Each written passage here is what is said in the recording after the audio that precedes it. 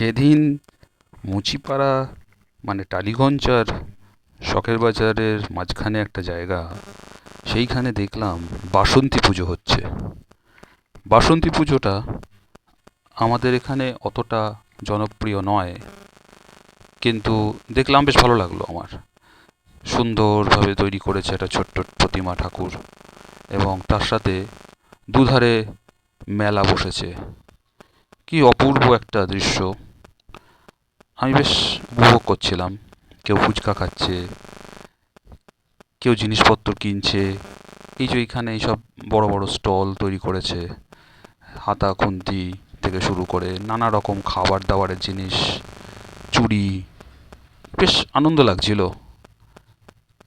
এরকম একটা দৃশ্য অনেক দিন পর দেখলাম। আবার মনে হচ্ছে কবে যেন দুর্গাপুজো আসবে, আবার আমরা আনন্দ করব।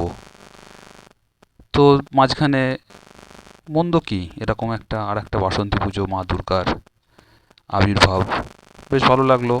শুনেছি এটাই নাকি অরিজিনাল পুজো হয়, দুর্গা পুজো হতো। তো এইটাই বেশ ভালো লাগছিল।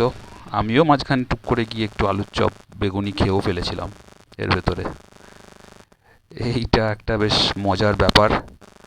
আমার খুব ভালো লাগলো বলেই এটাকে ভিডিও করে আপনাদের সামনে তুলে ধরলাম। আশা করি আপনারা বেশ ভালো ভালোবাসবেন।